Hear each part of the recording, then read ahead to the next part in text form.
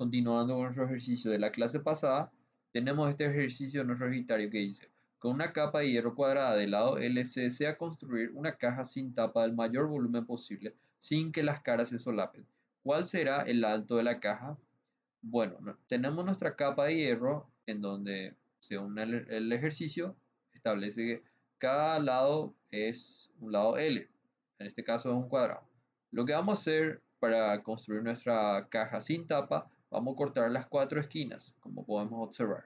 En este caso, al cortar las 4 esquinas de tal manera que las paredes de la caja no se solapen, vamos a cortar en esquinas cuadradas de tal manera que los lados de esos cuadrados sea X, que va a coincidir con la altura de nuestra caja.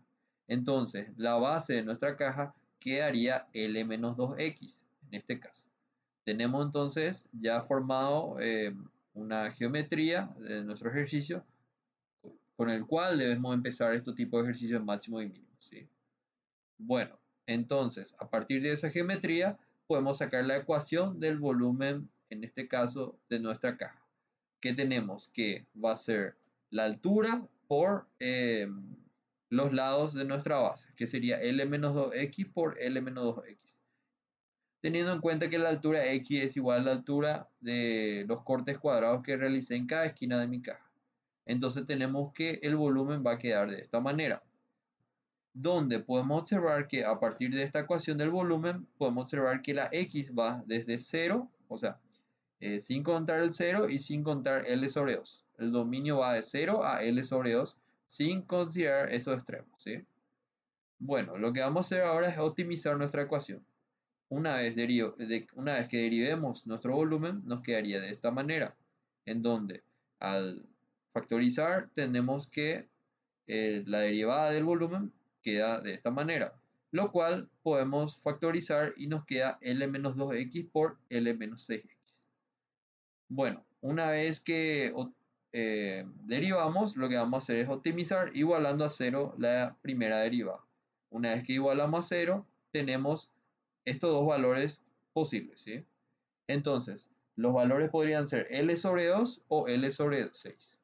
Como como X va de L sobre 2 a 0 sin considerar los extremos, entonces vamos a tomar que la respuesta es X igual a L sobre 6. Vamos a verificar. Para verificar, teníamos la primera derivada, vamos a hallar la segunda derivada y vamos a evaluar L sobre 6.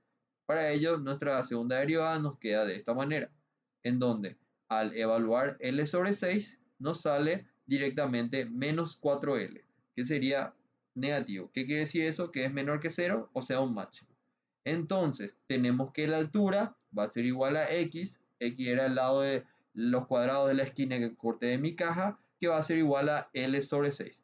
Entonces podemos calcular el volumen máximo a partir de mi primera ecuación, que sería al introducir L sobre 6, me quedaría que el volumen máximo es 2 sobre 27 por L al cubo. Con eso concluimos el primer ejercicio. Ahora, para este segundo ejercicio podemos observar que se desea acercar un campo rectangular dividiéndolo en dos campos mediante una línea paralela a uno de los lados. Si solo se dispone de 300 metros de alambre de tejido, ¿qué dimensiones máximas deberá tener el campo? Entonces, tenemos nuestro campo rectangular de medidas, en este caso X y Y, conocemos las medidas, desconocemos prácticamente todas las medidas, lo único que sabemos es la longitud total de nuestro tejido, que vamos a utilizarlo para dividir en dos campos. En este caso, podemos obtener que sumando todos los lados del tejido, el perímetro de ambos campos, nos va a quedar que va a ser igual a 2x más 2y más y. Ese y sería la división. Es igual a 300, que era el perímetro que me da de dato del ejercicio. Entonces me queda 2x más 3y igual a 300. Siempre es importante, a partir de la geometría, armar nuestra ecuación para después, en este caso, tenemos también que el área de nuestro campo rectangular va a ser igual a x por y, ¿sí? Una vez que tenemos el área, podemos reemplazar de la ecuación anterior la y dejar todo el área en función de x de tal manera a poder derivarlo en función de x. Entonces tenemos la ecuación del área en función de x, en donde va de 0 a 150 sin considerar los extremos. ¿Por qué iría con esos valores? Teniendo en cuenta que nuestra área no puede ser 0, ¿sí? Entonces, la X no puede ser 0, ni la X tampoco puede ser 150, de tal manera que no me resulte un área de valor 0, en este caso. Bueno, entonces lo que vamos a hacer es optimizar la ecuación del área, calculamos la primera derivada, igualamos a 0 y nos sale que la X es igual a 75 metros. Una vez que tenemos el valor de X, tenemos que verificar. Para ello, vamos a hallar la segunda derivada. En este caso, la segunda derivada nos sale que es menor que 0 directamente, sin necesidad de evaluar el valor de X. ¿Qué quiere decir eso? Que es directamente un valor máximo. Entonces, podemos calcular el lado y también de la ecuación donde despejamos la y, que teniendo en cuenta que la x es 75 y nos sale que la y es 50 metros.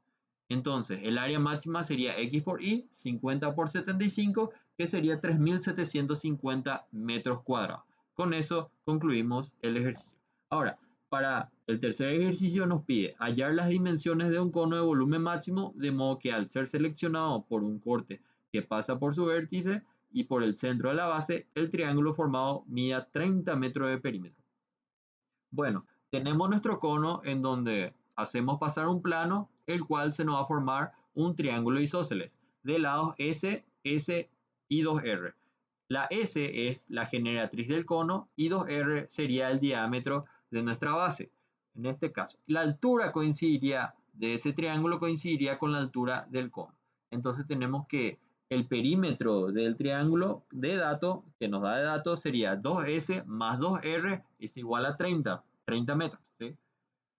Entonces nos queda, simplificando, nos queda S más R igual a 15, donde también sabemos que por Pitágoras podemos calcular que el radio de la base al cuadrado más la altura del cono al cuadrado es igual a la generatriz del cono al cuadrado. En este caso nos sale que al despejar 1 y metemos en 2, nos queda esa ecuación.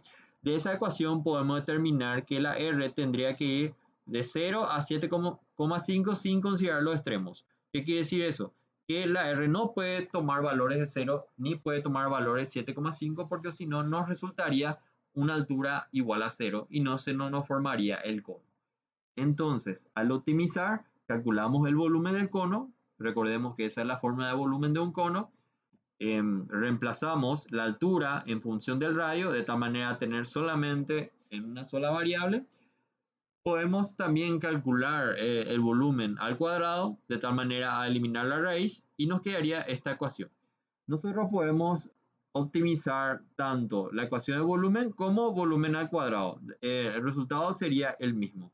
En este caso podemos trabajar con la función de volumen al cuadrado, llamándole, en este caso, f en función de r, que sería la ecuación de volumen al cuadrado, en donde al optimizar vamos a derivar f en función de r y nos quedaría de esta manera. Derivamos, igualamos a 0 para optimizar y nos queda que el valor de r puede ser 0 y 6 metros. Obviamente 0 no puede ser, recordando nuestro dominio, porque la altura no debe ser 0 y tampoco el radio. Entonces vamos a tomar el radio igual a 6 metros. Una vez que tenemos el radio igual a 6 metros, vamos a verificar. Para ello vamos a calcular la segunda derivada de la f en función de r. Calculamos la segunda derivada que nos resulta esto. Evaluamos el valor 6, el radio 6, y nos queda un número negativo. ¿Qué quiere decir eso? Que es menor que 0, o sea, un máximo. Entonces, podemos decir que el radio igual a 6 metros, podemos calcular la altura de la ecuación anterior, reemplazando el radio, y nos queda que la altura es 3 raíz de 5 metros. Entonces, el volumen máximo, introduciendo los valores en nuestra fórmula de volumen, tenemos que sería 252,893 metros cúbicos, el cual nos resultaría como volumen máximo.